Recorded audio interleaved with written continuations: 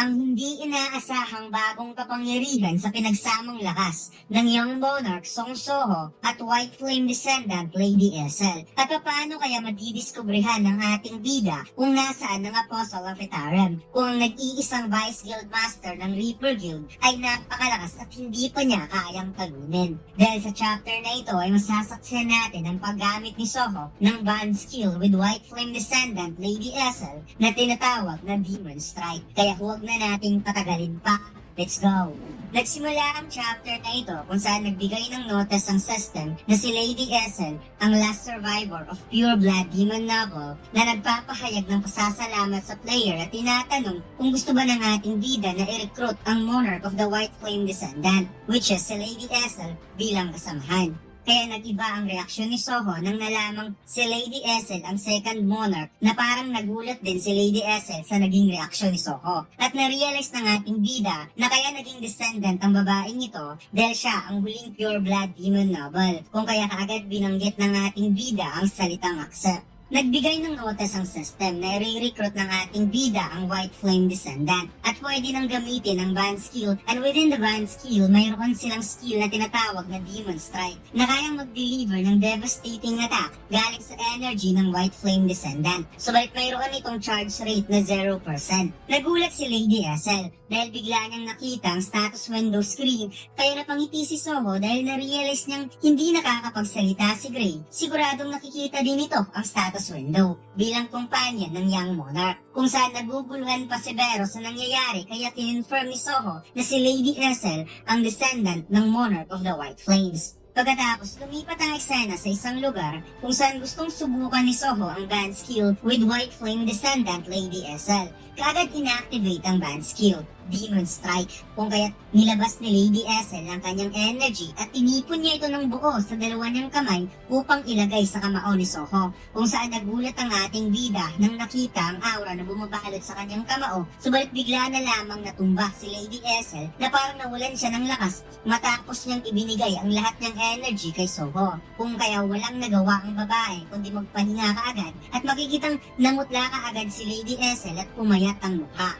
Naisip ni Soho kung gaano kaya ka-powerful ang skill na ito dahil parang inubos niya kaagad ang buong lakas ng isang nilalang in just one skill. At si Lady Essel naman ay hindi makapaniwalang ganito ang magiging epekto sa kanya ng skill na tinatawag na Demon Strike na kayang i-transfer ang kanyang buong enerhiya sa Young Monarch. Kaya naisip ng dalawa na isa talaga itong napakalakas na atake kung saan direktang sinuntok ng buong lakas ang pader gamit ang enerhiya na bumabalot sa kanyang kamao, subalit nagkaroon lamang ito ng napakaliit na damage, kaya napatulala na lamang si Vero sa naging outcome ng bagong skill. Sinabi ni Vero na mukhang walang pinagkaiba ang ataking ito sa usual na suntok ng Young Monarch, at napakomento naman si Soho na parang mas maganda pa ata ang skill ni Gray kaysa sa skill na to, kaya napadila si Gray kay Lady Essel at hindi naman makapaniwala si Lady Essel na ganun kahina ang kanyang buong energy na halos wala nang ang natira sa kanya. Na-realize ng ating bida na baka dahil sa zero charge rate kaya nag-results sa isang normal na suntok ang kanyang atake. Ngunit hindi niya alam kung paano i-charge ang skill na to, kaya di niya alam kung paano ito gagamitin. Biglang nag-request si Vero na gusto niyang kainin ang isa sa mga bangkay ng demon na dinala ng Young Monarch sa loob ng Shadow Dungeon. Ngunit hindi naman pumayag si Soho dahil dinala niya ito upang gawing Shadow Soldier at gagamitin niya na ang Shadow Soldier mamaya. Kaya nag-request si Vero na gamitin kaagad ni Soho ang Shadow Extraction. Itinuon ni Soho ang kanyang kamay upang magsagawa ng Shadow Extraction, ngunit nag-notice ang system na ang mana ng tatlong demonyo ay contaminated at hindi pwedeng gamitin ang Shadow Extraction sa target. Na-realize ng ating bida na hindi magiging Shadow Soldier ang tatlong demon dahil sa mana contaminated, at sinabi ni Vero na mukhang hindi kayang ma-extract ng Young Monarch ang isang soul na may bahid, kaya inisip niyang ito daw ang dahilan ng Young Monarch kung bakit nakipag-contract ito kay Lady Essel. Judgmental talaga itong si Vero, mga lods. Sinabi ni Soho na mukhang hindi talaga makakatulong sa kanya yung may mga madudungis na soul. Kaya napaiyak na lamang si Lady Essel sa sama ng loob dahil tinamaan siya sa salita ni Soho at tinawag pang madudungis ang soul ng mga demon. At sa naaalala ko mga lods, hindi talaga na-extract ang mga demon gamit ang Shadow Extraction Authority ng Shadow Monarch. Dahil kung tutuusin, maraming malalakas na monster doon sa Demon Castle na pwedeng gawing Shadow Soldier ni Song Jinwoo.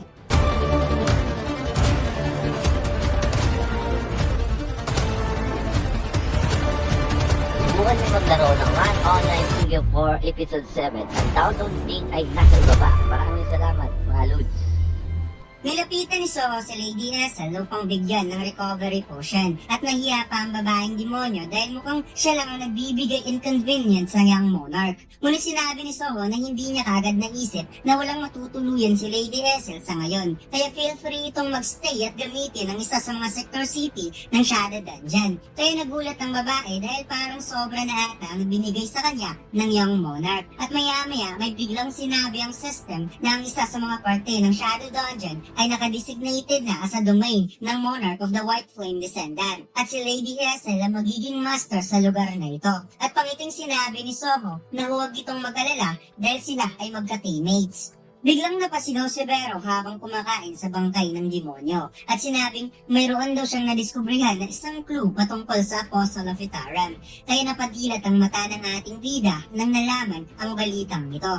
Maya-maya umupo si Soho, Lady Essel, Gray at Brooke upang pakinggan ang ibubunyag ni Vero sa nakita niyang memories galing sa tatlong demons. Bago daw niya simulan, mayroon munang impormasyon na dapat niyang sabihin upang malaman ng lahat na ang Stardust ay kumalat na sa buong Earth at ang Mistborn Magic Beast ay galing sa outer space. Kaya napasigaw si Soho at Lady Essel nang nalamang ang Stardust ay hindi lang pala sa impyerno kumalat kundi sa buong Earth at ang Mistborn Monster ay galing pala sa outer space. Sinabi ni Vero na mukhang ito ay pure coincidence dahil ang demon na kanyang kinain ay connected kay Brooke. O sa madaling salita, ang Hyena Guild ay may connection sa Field Type Dungeon. Ipinaliwanag ni Vero na ang tatlong demons ay sinusuklayan ng Hyena Guilds ng tao upang gawing ingredients sa paggawa ng Stardust. Wika ni Vero na ang tatlong nito ay nagmamanufacture ng Stardust at bukod dito mayroon pang ibang lugar na paggawaan na tinatawag na Stardust Factories. To summary, ang Hyena Guild ay nangingidnap ng tao, ang Reaper Guild naman ay nagdi-deliver ng tao papunta sa factory at ang factories ay gagamitin ng mga tao para makalikha ng Stardust. At sinabi ni Vero na ito ay tiyak na ang Itaran ay nasa likod ng tatlong faction connection. Kaya naisip ni Soho na ang lahat ng ito ay related sa invasion ng Itaran. Subalit, napadilat ang mata ni Soho nang sinabi ni Vero na mayroong isang taong nasa likod sa paggawa ng Stardust Manufacturing System.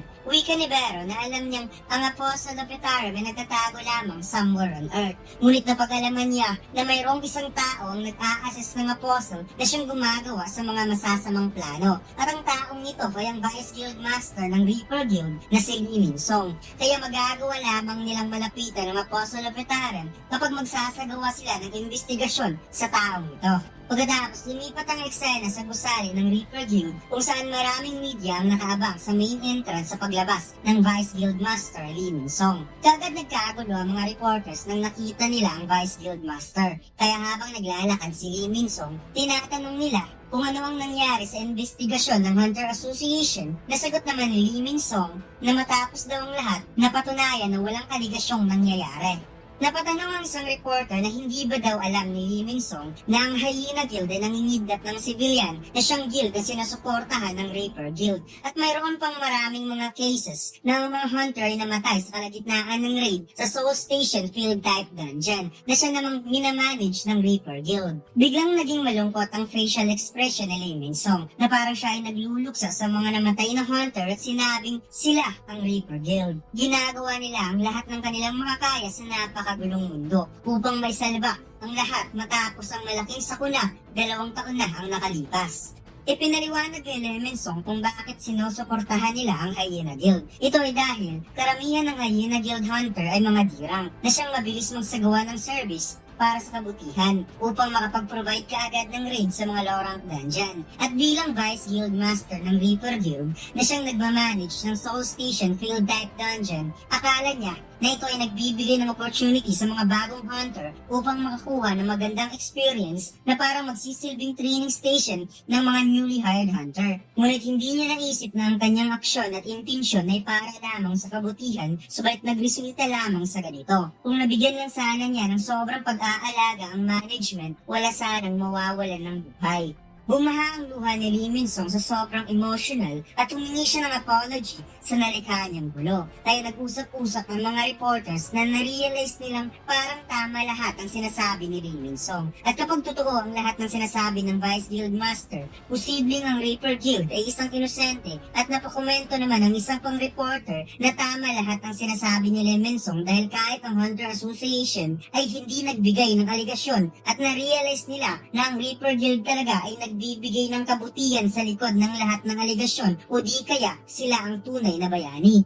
Patagong nagbago ang reaksyon ni Lee Min-sung at ipinakita na pag-arte lang ang lahat at ang mga sinasabi niya ay puro lamang kasinungalingan. Sinabi niya na ang kanyang pag-acting ay napakadali lamang para sa kanya since siya ay minsan ang naging the greatest star in Asia at mukhang hanggang ngayon siya pa rin ang nag-iisang bituin at wala ng iba. Kaya naisip niya na madali lang niya matatakasan ng Hunter Association at hindi siya magbibigyan ng maraming katanungan. Ngunit naisip din niya na di naman ito mahalaga dahil kahit ang Hunter Association ay hindi alam na siya ang source ng Stardust sa market. Pagkatapos ipinakitang si Song Soho ay nasa gilid lamang nagmamatyag sa galaw ni Lee Min-sung.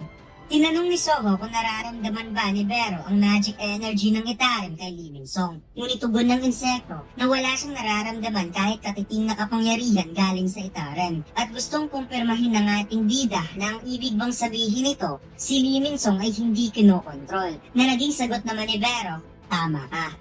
At dito'y kaagad naghanda ang ating bida para madiskubrihan ang gusto nilang malaman patungkol kay Lee Min-sung. Ngunit mabilis sinarangan ni Vero si Soho. Sinabi ng insekto na alam niya na marami nang natalo si Soho ng mga malalakas na kalaban. Ngunit this time, kailangan niyang pigilan ng Young Monarch kahit ang kabayaran kapalit ng kanyang buhay. Dahil ang nararamdaman niyang kapangyarihan na galing kay Lee Min-sung ay currently hindi ka-level ni Soho na pwedeng hamunin sa laban. Biglang napalingon sa likod si Lee Min-sung na parang nararamdaman niyang may kakaibang intent aura na nasa paligid. Kung kaya't pinagpapawisan si Soho habang nagtatago sa pader dahil hindi niya in-expect na ganun kalakas ang senses ni Lee Min-sung. Pagkatapos ipinakitang nakapasok na si Lee Min-sung sa magarang sasakyan na makikitang nakangiti ito sa tagumpay niyang pag-arte at ipinakilala na siya ay isang A-rank hunter.